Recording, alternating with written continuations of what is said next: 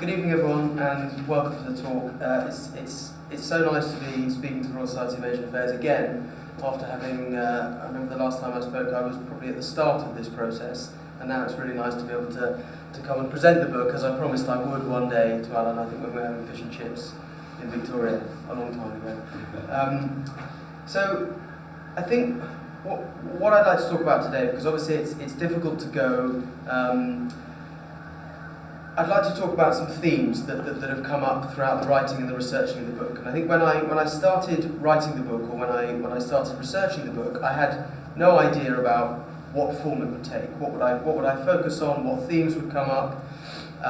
What pieces of research would I find particularly interesting? All I really knew is that I was starting in 1221 and I was finishing in 2015, and that there'd be some battles and some sacking and some sieges along the way. There is a lot of that, so for people who like that, definitely buy a copy. But what I was really interested in, from having lived in Herat, was this sense of identity around Herat as a city, the people who live there, and how it relates to the region. Now the book is obviously called The Pearl of Khorasan, because Herat was, there's a line of poetry that says, if Khorasan is an oyster, then the pearl within is Herat. And Herat was once one of the four big cities of Khorasan, with Merv, Balkh and Nishapur. But when I went to Herat first in 2008 and 9, I remember thinking, this is strange, because everyone has told me that it was going to be like Iran. It's not really like Afghanistan. It's cut off, or it has this sort of sense of identity crisis. And when I got there, I remember thinking, well, this is not really like Iran at all. It's definitely Afghan. But at the same time, this myth persists that Herat is somehow a Persian city. And I think this was the starting point for lots of research, and this theme of troubled identity runs through the book. I think the government in Kabul don't trust Herat because they think it's too Persian. The government in Tehran don't trust Herat because they think it's too Sunni, and the British and the Americans, everyone else just gets it totally wrong. And it's a fascinating theme running through the city's history that everyone gets it wrong. People think the Mongols got it wrong, had no idea what to do with it, the Safavids got it wrong, and as I researched it more, these ideas came up. And I think trying to answer this question is something which was a constant struggle in the book, and I'm afraid this evening there's no sort of big reveal about what the identity of the city is, but I hope that I can show my workings in an exam sense. So what the talk is we're going to go through Herat's history as the book relates it, from 1221 through to 2015 or 2016, and just pick up on themes which repeat themselves and which give us this identity of a city which is Sunni but Persianate, which is like Iran in its love of culture, but not like the Pashtuns in its love of culture. It is Sunni like the Pashtuns, it is not Shia like the Iranians. So there are lots of contradictions, and how do we get to this place? And so there's a story about Herat, about the founding of the city of Herat, which is quite an interesting one, and it's one of the first ones I read. And it relates to Alexander the Great when he came to the city in 330.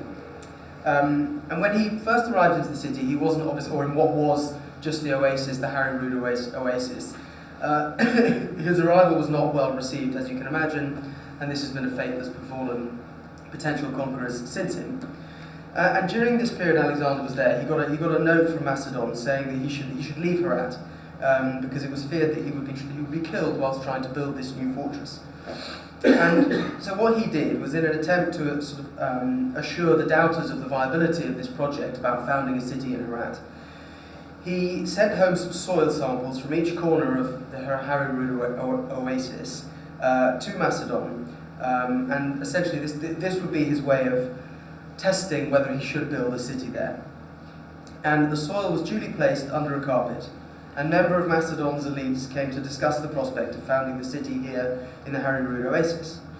And they were all sitting, unbeknownst to them, on the soil on which they would be founding potentially a city. And at first the nobles were all in this huge disagreement running around the place. You know, they couldn't decide on anything. One group said that its geographical isolation would give its inhabitants a rebellious cast of mind. It's very far from imperial centres. Another group said that Alexander would be able to subdue a rabble of Persian tribesmen. And what had happened is that the people seated had sort of assumed Herat's own contradictions, its own contrariness. And the following day, when they returned to discuss the matter, they were all in agreement.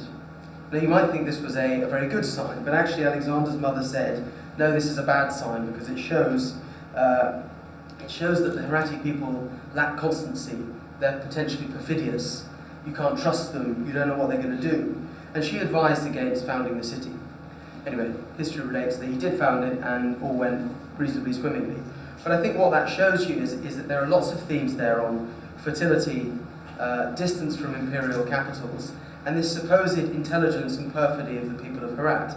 And these are themes which, obviously the medieval chronicler Saifi at the time was highlighting these themes, but they very much come through throughout the book.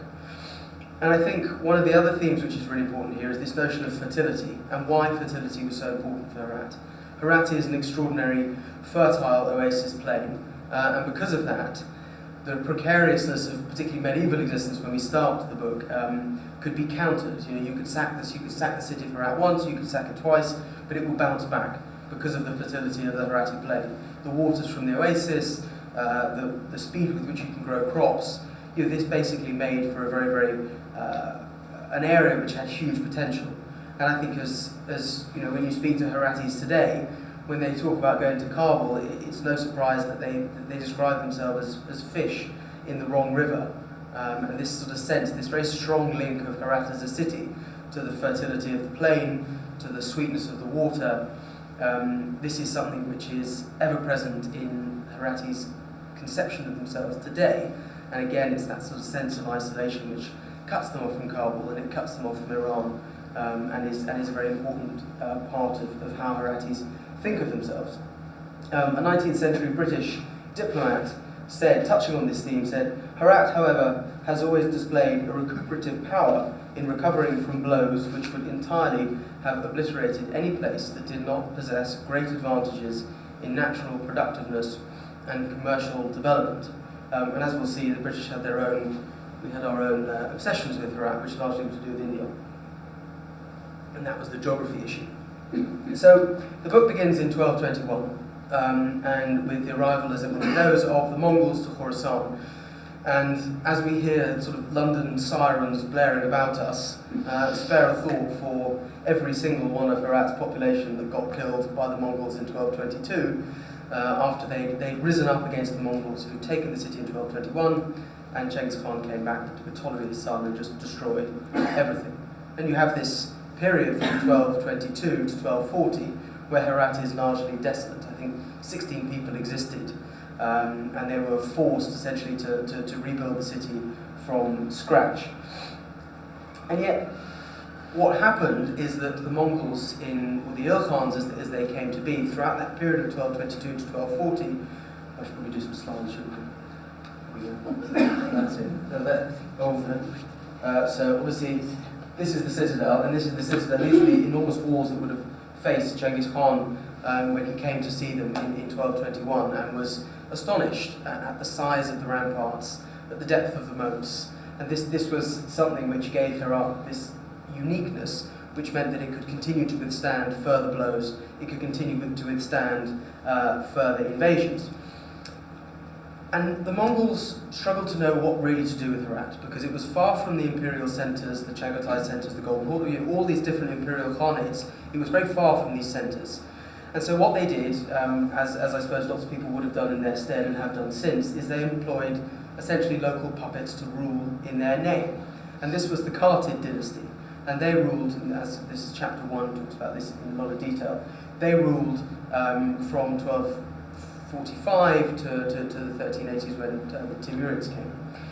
And this was an incredibly stable dynasty that could be profitable, it could be prosperous, it could withstand further Mongol predations because of the strength of the oasis, because of the fertility of the land, and because of the strength of these extraordinary walls that Herat has to this very day. And you have this idea that the Mongols, in their imperial centres in Persia, particularly with the Ilkhans, were constantly being outwitted by the Kartids. There were three very famous, Amir Nawruz, Amir Chupan, and Danishman Bahadur, which were three of the most famous Mongol Ilkhans, the most famous sort of military warlords at the time, all met their death in the Herat Citadel at various times during the Kartid period. And yet, the Mongols struggled to go and really teach Herat a lesson as they had once done in 1222, simply because of where it was. The Mongols didn't have the ability to march the armies all the way over there in time and take Herat by surprise. So what they had to do is they had to come to an arrangement with the Kartids. And then we have this sort of idea that Herat has this isolated, reckless independent streak to it, where the Chagatais wanted it, the Ilkhanis wanted it, the Golden Horde wanted it, but no one could really. They all knew why they wanted it, because it was rich and there was fertility and it was a good, these high walls, and these putative Mongol emperors could potentially establish their own empire, but no one could hold it and no one could take control of it for long enough. And that is largely a sort of an identity thing which persists. It's this thorny, awkward, difficult city which is attractive, where it holds out the sort of fiction of being attractive, but no one can really control it. And I think that's a theme which we will see again very, very much in the 19th century, when big empires, the Russian, the British, the Persian, and to a certain extent the Afghan, the Durrani Empire in Kabul, were sort of tearing their hair out, trying to ask exactly the same questions. What do we do about this city?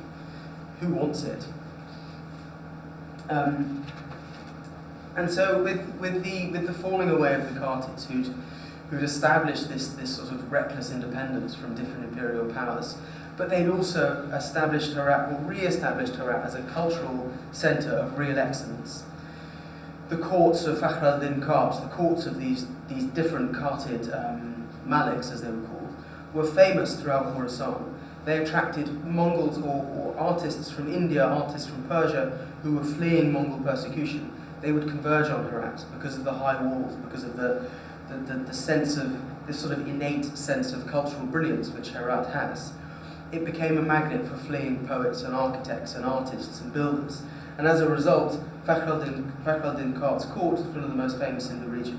And he could make Herat a big prosperous city again, and it could recover in a way that Nishapur, Balkh and Merv, the other great cities of Khorasan, never did. So the Kartids really kind of put Herat back on the map after the destruction of 1222. And they laid the foundation for the Timurid Empire.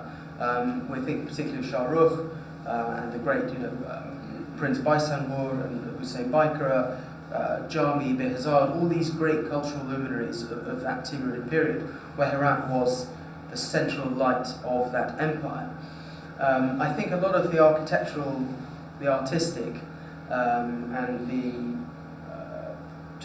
general sort of cultural foundations for the Timurid high point were definitely laid under the Karts.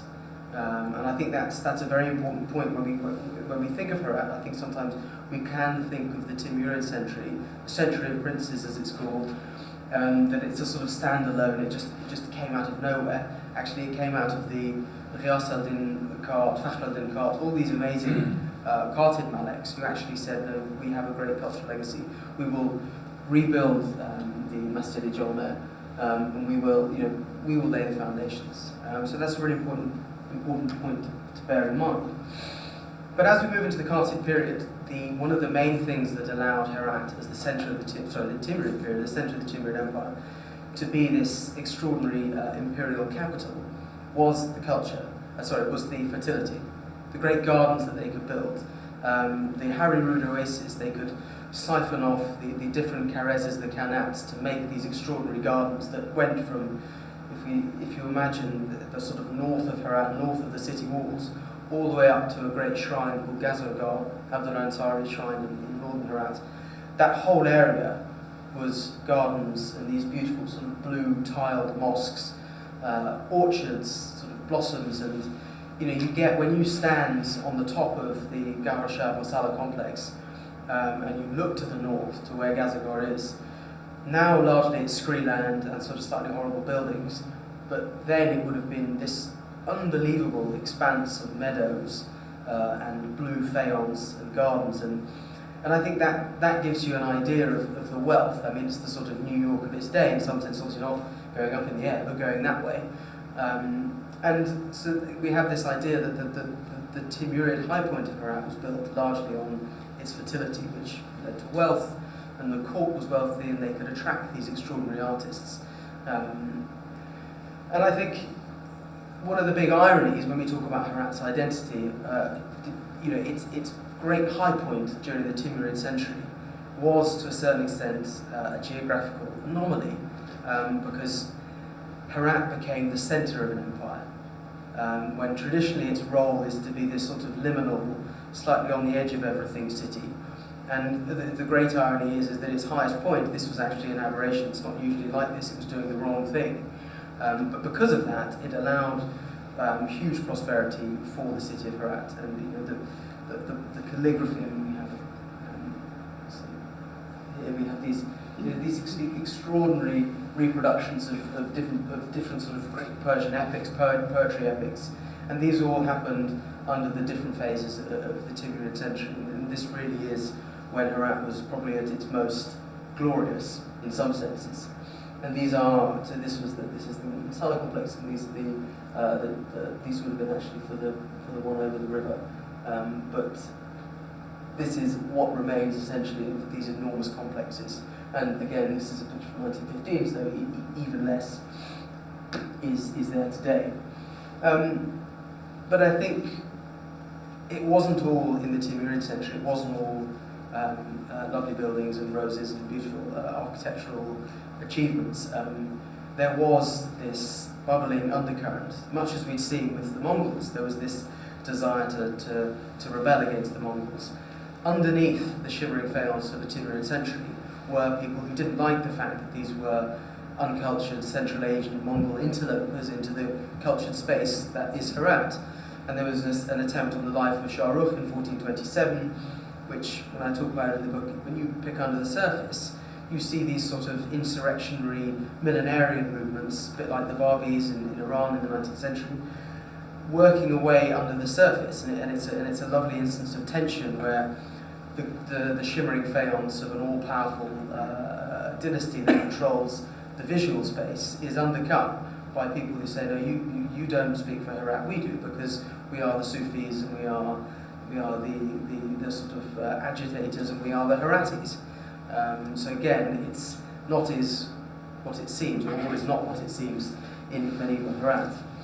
And again, I'm going through this at quite a pace because I want you to get through, so please save any questions for later. And I think 1506, the Timurid century comes to an end with the death of Sultan Hussein Baikar. And I think it's a sort of wonderful example of Ibn Khaldun's cycle of princes, that you have the first Timurids who came to Herat in the 1380s with these tough, lean figures who sort of got rid of the carts, and then gradually senescence, and they like their wine too much, and their obligations towards rule slightly fell away with a love of luxury, and the later Timurid artifacts, visual artifacts. I can talk about it in the book, and there's some examples in the book. There's a much more sort of ragged sense to these pictures, even though they are formulaic representations of Persian cultural, Persian poetry. There's a lot more people getting very, very, very drunk and falling over, and sort of doing that as if they've got a very bad hangover. And I think that definitely was a factor in the sort of tailing off of the Timurid's ability to rule. And Babur, when he came to Herat towards the end of the Timurid century, writes brilliant descriptions of the Timurids in their last sort of, I don't know, end of days. This is slightly end of the world, Timurid end of their century. But with the departure of the Timurids, we have the arrival in the early 16th century of the Safavids. And I think the reason the Safavids' arrival, particularly in 1510 when they come to Herat and take over, is so important because it incarnates one of the central pillars of Herat's identity crisis, is Persian Shia, Persian Sunni. And I think with the arrival of the Safavids saying, we want to appropriate the Herati cultural Persian glory, but we want to do it in the name of Shia Islam. And that really does throw the proverbial cat among the pigeons, because they're trying to appropriate Herat's Persian past, but they're doing it from a Shia standpoint. And this very much went against the grain of Herat being a sort of city of Sunni orthodoxy. And that brought to bear this real split, essentially, between Herat in the 17th and 18th centuries, which persists to this day. Is Herat the Shia city? Is it a Sunni city? And I think the British in the 19th century got very confused because they couldn't quite work out how can a city be, I get confused myself, how can a city be Persian and Sunni and have these sort of great Safavid architectural and cultural heritage and yet also not quite fit into that mold. And one of the things that really incarnated this was that when the Safavids came in, there was a sort of a cycle of retribution, which obviously happens when one regime comes in and takes over the other one. But this was dressed up in a sectarian clothing, and this was basically saying, we are the Shia and we are here to rule in the name of the 12 Imams, not the 4 caliphs. This is how we're going to do it. And I think a lot of very opportunistic Heratis, as I used to see in prison, would say, oh, that chap over there, he actually was saying some very nasty things about the 12 Imams the other day. So the Shia would go in and they'd sort of deal with that person. And that's essentially a way of settling personal scores. And I used to see this in the prison the whole time. People would say, I'm in prison because someone has said to the Americans that I'm a Taliban person when I'm not, and the Americans have come and arrested me. And so this sort of cycle of retribution, dressed up as whether it's sectarianism or whether it's score settling, this very much incarnated the Sunni-Shia tensions in Herat. And I think this is a really important moment in Herat's identity. And in 1544, when the Safavids were reasonably well set in Herat, even though they were menaced by Central Asian, the Shaybanid dynasties from Central Asia, a Mughal prince, Humayun, comes to Herat seeking refuge. And there is a fascinating document written by scribes in Qazvin which describes Humayun's entry into Herat.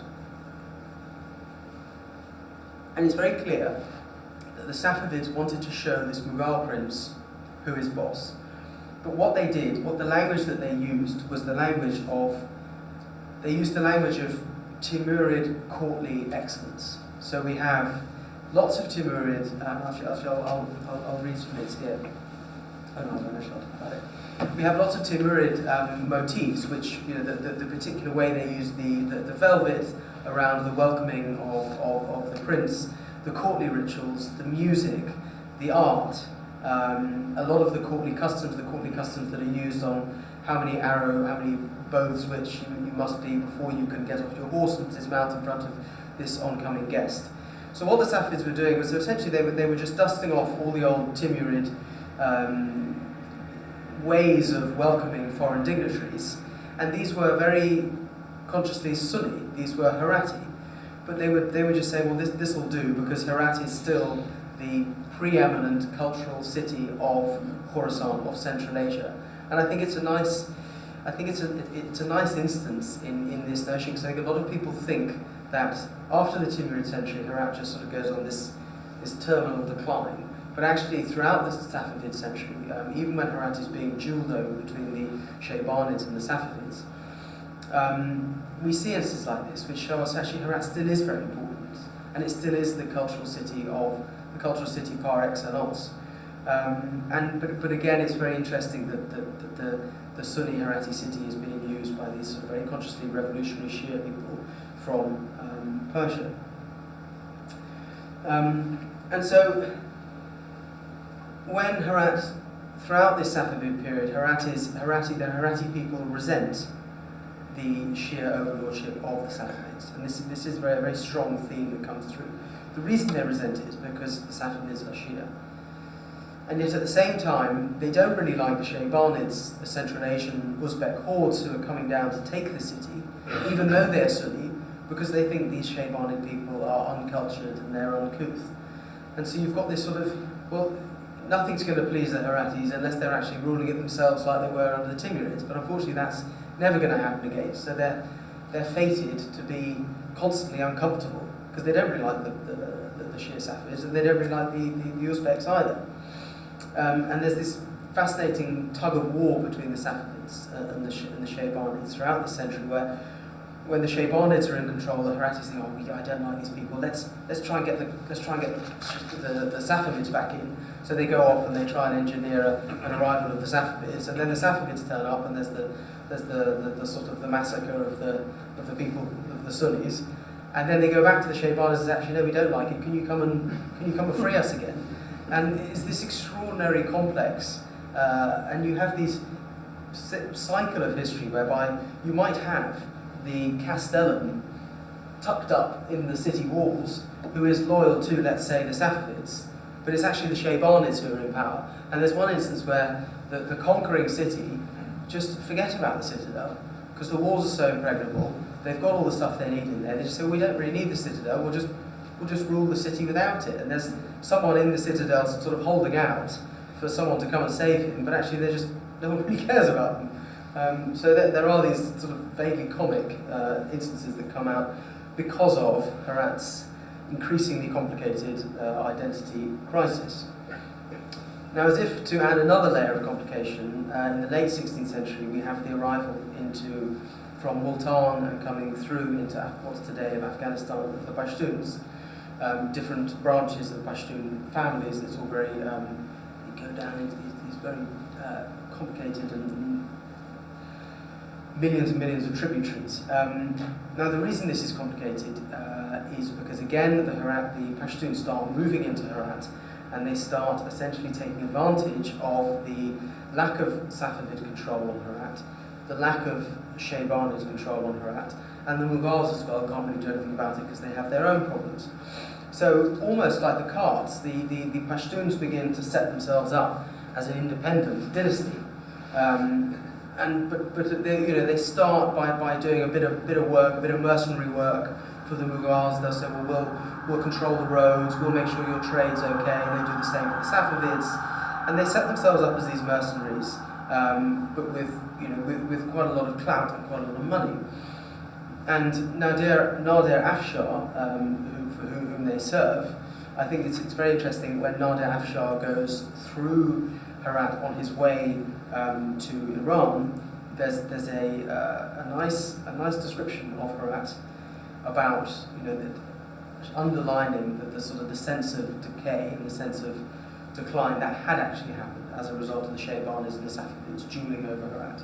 And I'll quote this in full what this Indian soldier says. This is in the 17th, 18th century, mid-18th century.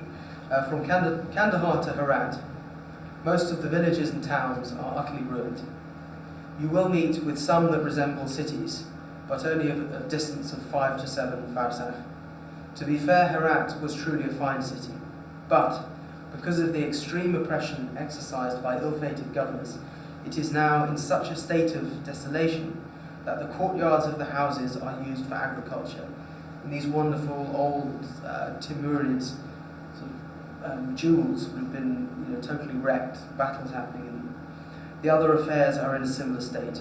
Even so, it is proverbial for its fine fruits, so culture, or the fertility still shines on. The melons of Kharez near Herat are inimitable in fragrance, sweetness, juiciness, and fleshiness.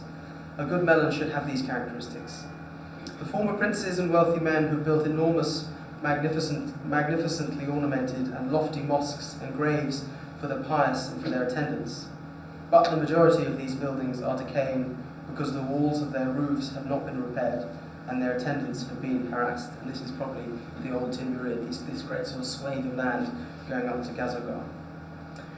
So you have, again, this sense that Herat has slightly been left behind in the Afsharid conquests, the Safavid decline, the Shah Abbasi's great conquest into the sort of Caucasian land, up into Georgia and places.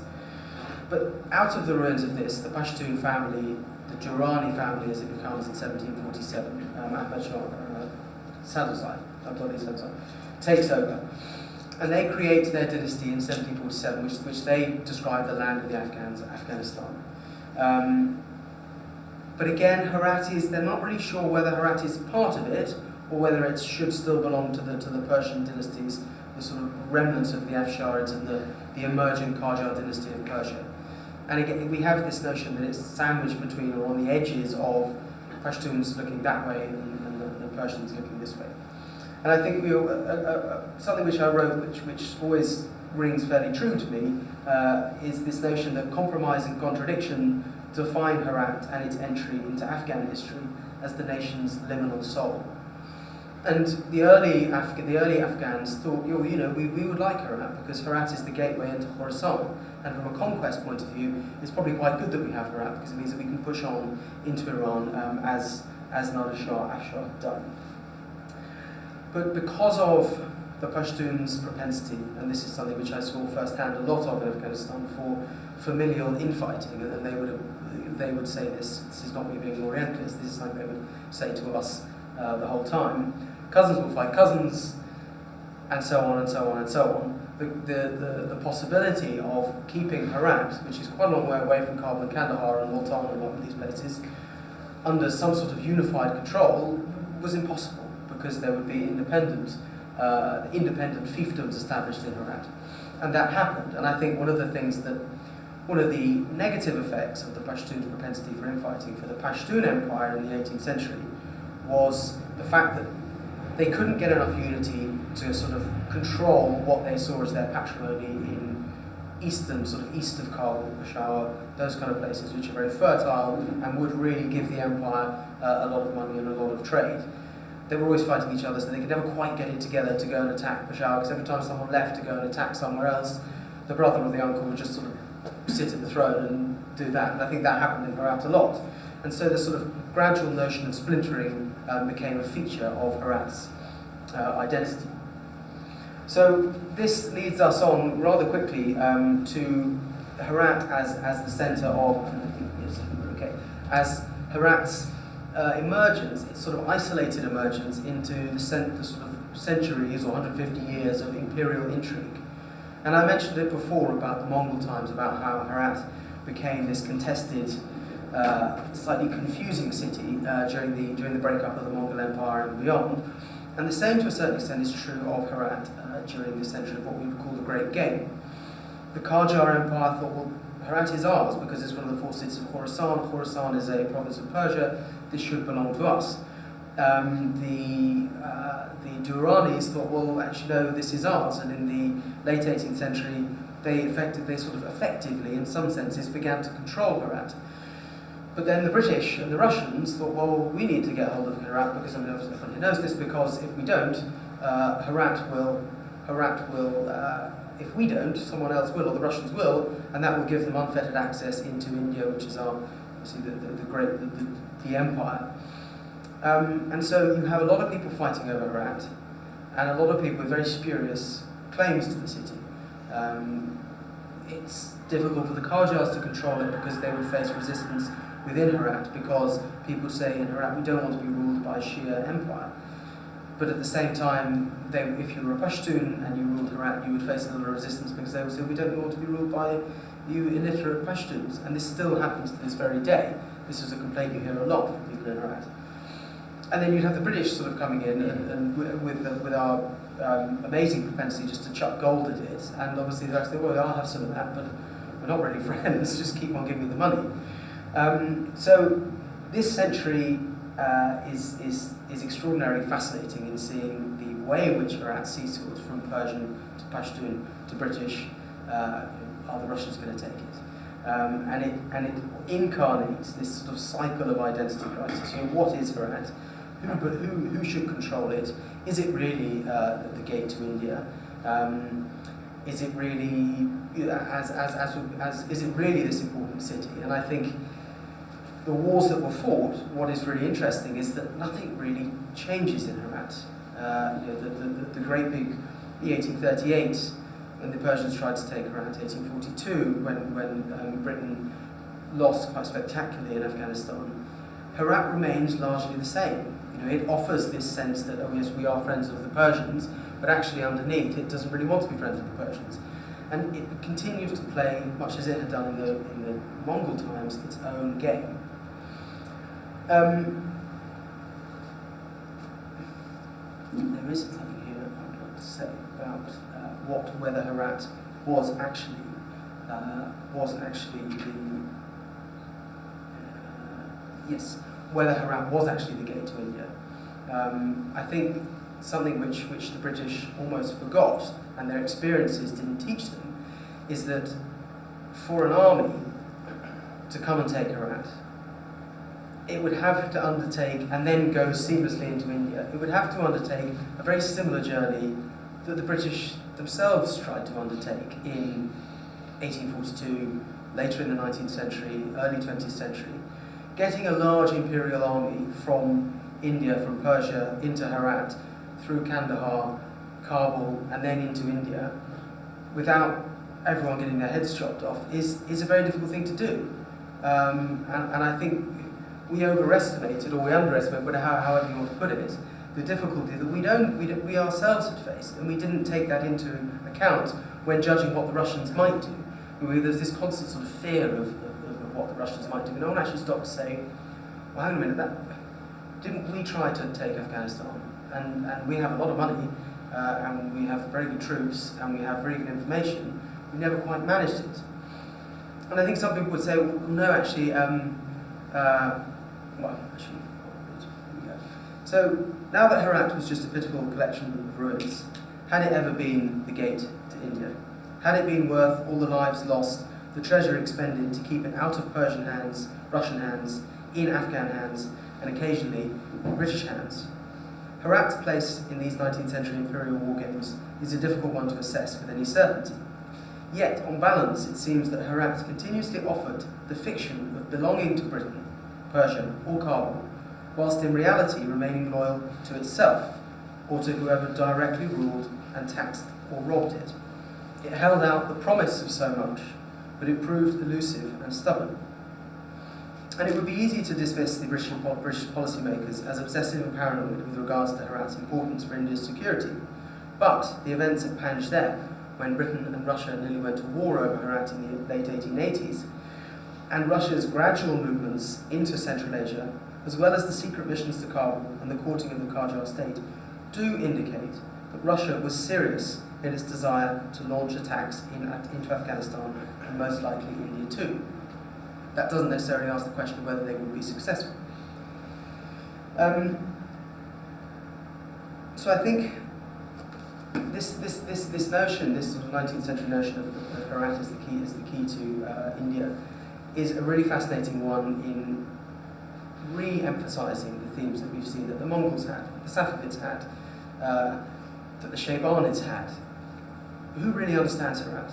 Who really knows what it was? Because every time the Pashtuns came to take Herat back from the Qajars, or we came to take Herat back from the Qajars, and we thought that we were being the saviours because we were saving them from Persian yoke or Pashtun yoke, we'd get a rather confusing response, which was, no, we didn't want that, or they weren't happy with the overlordship, because it crisscrossed all these very difficult skeins of loyalty which Herat had built up over the century. But one of the most important incidents in the 19th century was the 1887 Afghan Boundary Commission. And the Afghan Boundary Commission, essentially a British and Russian initiative, decided to once and for all mark the boundaries between Persia and Afghanistan so as to stop wars happening in the future, as had nearly happened a few years earlier with the Russian incident at Panjshir. But what it really did, one sort of unintended consequence of this, was that it led to what intended consequence was that it led to the Qajar Persians renouncing their claims to Herat. So a city which had been the pearl of Khorasan being a reigning province, was now officially no longer part of Persia. This was a huge event for the Qajars at the time, and there's some very touching lines which Nasruddin Shah, the Qajar Shah, writes and talks about when he's discussing this with his courtiers. They felt the loss of Herat very deeply. But what it also did was that it put Herat on the western edges of a very fractured and, to some extent, chaotic Afghan nation. And it isolated Herat from Kabul. And whereas Herat had once in the 19th century been this great big, sort of this lodestar for international global conflict between Britain and Russia, Anglo-Persian wars, from 1887 onwards, everyone forgets about it. And Herat's 19th century is fascinating for how little anyone really cares about it. it is so isolated. It's this sort of orphan of its own history. Because Kabul think, well, this is just a Persian city, so we don't want to go near that because it's only loyal to the Qajars. And the Qajars think, well, it's not ours anymore, so we're not going to do anything with it. And the British and the Russians think, well, that's settled, that issue, so we're all done. And I think it is largely left to drift. And Persian or Herati history for the sort of that late 19th century through to the early 20th century is fascinating. It's just dropped off a cliff. And the Great Modernization, which took place in Afghanistan in the, how many, 5 more minutes? Yeah. The Great Modernization, which takes place in Afghanistan in the 20th century, pretty much forgets about Herat. And there's an Afghan historian called Hassan Karkar, and he wrote a book, a recent book, about the state formation or something, the diplomacy of the Afghan nation, particularly from the sort of the birth of the Afghan nation. And it mentions Herat twice. And it's extraordinary. I personally think that's a gross oversight, but I probably am a bit biased. But there's a fascinating, there's this great publication called Siraj al-Akhbar, The Light of News, which is a sort of mouthpiece for the young Turks in Afghan, these sort of very forthright, trusting modernizers in Afghanistan in the 20th century. And this is sort of Herat in its incredibly sleepy 1930s.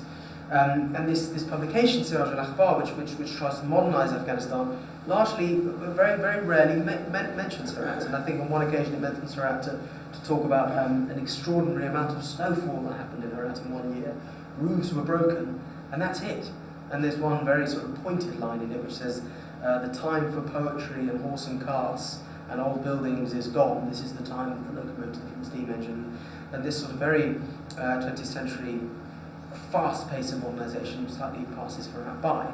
And the Great Revolution in Afghanistan in 1929, 1930, when Habibullah Kalakani, Bachi Sakau, comes to power, there's a wonderful account by a Persian diplomat who's stationed in Herat during this sort of extraordinary revolutionary time in Afghanistan. And on the day it happens, I think he writes one line about it and then spends most of the time talking about a lovely picnic he had. So it just totally Herat disappears off the map. And yet, I won't take us up any further, but this sort of sense of isolation comes to a halt in 1979 with the uprising in Herat against the communist government. I've given a lecture on that before, and there's a lot about it in the book. But Herat becomes the first nation, the first city rather, to rise up with any great vehemence and feeling against the Khalqi, against the communist government in Kabul, and largely starts this drift to war, which culminates in the Afghan-Soviet War, with its extraordinary uprising in March 1979. And that, for me, is the point at which it stops being an isolated, sleepy backwater, as it has been for a lot of the time in the 20th century. In real terms, it is on the front line of the war against the Soviets. It suffers the most casualties.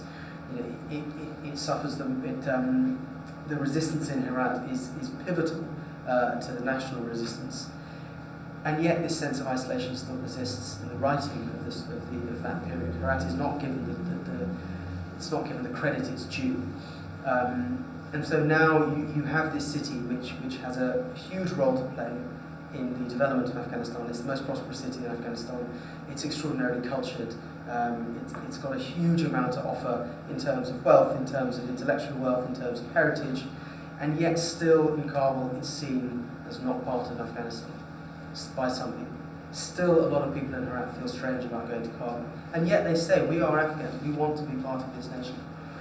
So I hope that through this extraordinarily rapid burst through Herat's history, as I've written it in this book, you get some idea of the issues which lead us to where we are today with the identity of Herat. And, I happen to think it's a city of the most extraordinary importance to Afghanistan's future.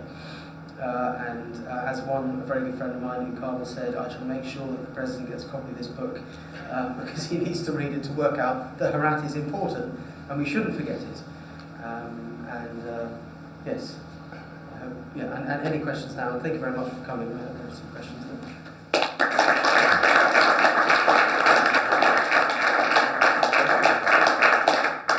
And they are for sale, by the way. I'm not taking all these home tonight because they weigh a ton. Any questions? Yes, please. And one of the photographs was taken by a chap with a Prussian surname in 1915. Does that mean that there was some German interest in Herat or in Afghanistan in the First World War? Yes, so that's, we'll go back to it actually. There's a very, von Niedermeyer. Von Niedermeyer and von Hentig, they were part of the sort of Green Mantle-esque mission to Kabul to go and sort of get the Afghans on side and puncture the neutrality which the British sort of foisted on the Afghans. And they spent a few days, and I think they spent 2 weeks in Herat, and it's fascinating that this unbelievably important diplomatic mission with global significance should be undertaken, and Herat is essentially just a sort of a watering hole before they go on to Kabul. That would have been unthinkable 60, 70 years ago. That Herat would have been the place they would have gone to sort of get these diplomatic alliances. And I think there's, in the 19th century, all the British envoys sent there are sent with these very strong these very strong mandates to get Herat on side, as it were. But the book, von Niedermeyer's book, has some beautiful, beautiful, beautiful photos of Herat in its sort of crumbling, sleepy decay. You can see that he takes some close-ups of these minarets, and the quality of the faience and the tiles is extraordinary. But there was a mission. I think there was an Indian mullah, and there was von Hentig and Niedermeyer and sort of a band of people, and their journey is fascinating. It's extraordinary how they got from there to Kabul. To be told in Kabul, Muhammad Khan, thank you, but no thank you. Please go back where you've come. More questions? Yes, Chris. You mentioned agriculture several times, but what was the trading arrangements through Herat, particularly in the earlier period? So a lot of was it part of the East-West trade route? I mean, I think it's probably a little bit south of the traditional Silk Road as we see it, but because of the sort of pasture lands that were used for grazing horses, the Mongols, particularly to the north of Herat, there's a province called Badghis, and they would graze their horses there and sort of rear them, and that would be very important for their horses going from Badghis to Herat into India. So yes, it definitely was, and I think a really nice theme that comes up for a lot of the rulers, the different dynasties. When you read about how they legitimate their own, how they all sort of puff out their chests and say, we are amazing rulers. And one of the things they always cite is that we have managed to keep the roads secure so that trade can pass unmolested, unhindered from India to Herat, and then from Herat into sort of rural, I suppose, Europe as they call it, but probably more likely Syria. So yes, it definitely was, and I think there was not only under the Timurids, it became very important as a place for Chinese diplomatic interaction between the different Chinese dynasties. And there's a really interesting account of a Chinese diplomat who comes to Herat in the 1530s. And Herat was very much, because of its imperial and because of its sort of natural fertility, on that east-west route. Yes, please. Is grain produced there? I mean, is corn, wheat? Yeah. It is? So it's a bit of a bread basket. Yeah, that was something I meant to say. Herodotus called Herat the breadbasket of Asia. So yes, it has traditionally been, yeah. Is that changing with population, and is there different precipitation? I mean, is that changing now? I mean, yes, I think it's, to a certain extent, like a lot of cities there, the ability of the countryside to cater for its inhabitants is being sorely tested. And I think centuries of conflict have probably damaged its natural fertility. The conflict of the last 30 years has moved people away from their being able to farm the land, because they couldn't, so millions of people went to Iran and Pakistan. But I think there are a lot of interesting initiatives from, I suppose, Afghan aid and different, the Afghan government themselves to sort of kickstart agriculture, particularly Kashmir, particularly sort of the wool trade. So it is changing, but I think a lot of people I speak to in that sphere say that, if you give Herat 30 years of peace, it will come back. And I think in my time we were going around the outskirts of Herat. It is extraordinarily fertile. The fig trees and the trees that just go for miles and miles and miles waters in the well. I mean, it still is an absolute marvel of sort of natural fertility. Andrew, were the Timurid and medieval buildings damaged much in the recent wars? Yes, I mean, I think what was left of them from that period. The British actually in the late 19th century, and I'll go on to the recent wars. The British, a lot of that Masala complex, those sort of great big, the Gawhashad's Masala and the Hussein Baikar's place, they were actually destroyed by the British guns in the late 19th century as a sight line, so they could see when the phantom Russian army sort of came over the hill, which obviously it never did. So we had a part to play in that sort of vandalism. Although the Afghan, if you actually look at some of the sources, the Afghan government was culpable in that at the time. And during the recent wars, yes, there's a lot of bullet holes in the Gawhashad Mausoleum, and I think the Mujahideen mined underneath. They made tunnels underneath and mined a lot of the places, so there has been enormous damage. And I think one of the things that happened is because of the sort of the shaking of the bombs and the great big tanks and everything going around the place, the tiles themselves they've sort of become loose, and so you can you go to beneath these areas in the morning and you'll see great big pieces of faience that big. But again, over the years, one of the things that Herat has is this 120-day wind, which sort of scorches through in the summer, and that the bits of the faience that face where the winds come from are much more damaged than the other side. So I think it's a bit of everything. And there's a very good article actually which I cited there about the damage that happened, written by a French chap in 1995, and he details the damage that happened. So. Where are the archives for all these histories? Yeah, for the modern stuff, for the more recent stuff, there's Nancy Dupree's archive in Kabul. Has some really amazing selection of ephemera and magazines and first-hand accounts, which I haven't really been able to find anywhere else. I think a lot of the Qajar stuff, I think in Iran I found a lot of books in Iran which are very useful, and the Foreign Ministry archives in Iran have a lot of the Qajar, a lot of really good Qajar stuff. I think the British Library is a very good place to find some of that stuff. But then a lot of for the more recent history was actually talking to eyewitnesses, people who've been there, and going to the very eclectic Herat library and finding piles of newspapers and just looking through old newspapers. So it was a bit of a magical mystery tour, and I'm sure there's lots that I didn't find, but I imagine.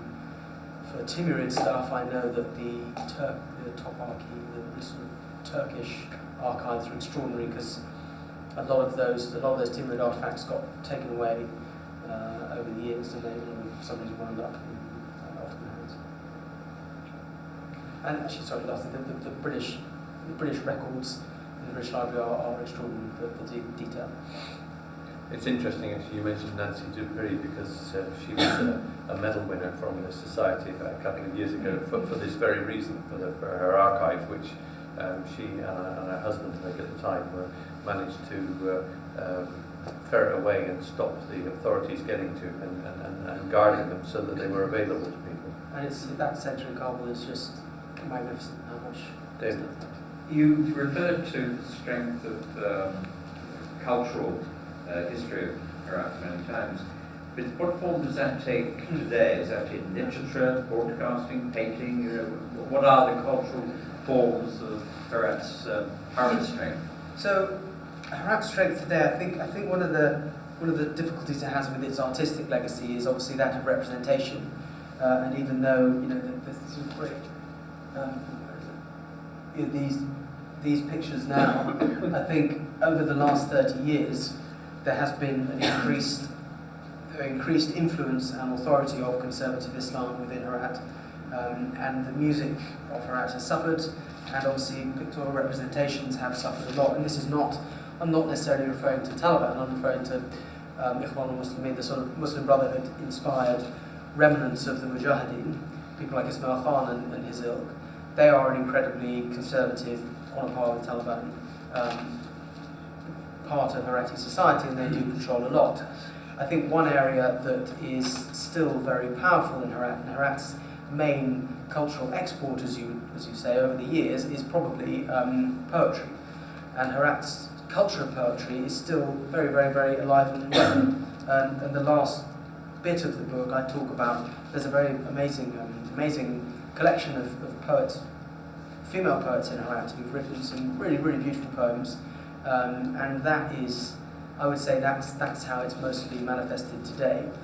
I think you have the tile workshop in the Friday Mosque, which still makes reasonably sort of decent tile work to go on the mosque. But I think poetry is probably the sort of number one expression of Herat's culture. And I think it traditionally has been. I think the great luminaries were all poets. Yeah. Last question? No? David? Could I thank Charlie on your behalf, because I think doing the research for this book was a major exercise in itself, not only because of the lack of conventional archive, etc., but also the conditions under which he had to research it. But he gave us a fascinating lecture a few years back, and I must say we've had another fascinating lecture tonight. But thank you very much indeed, John.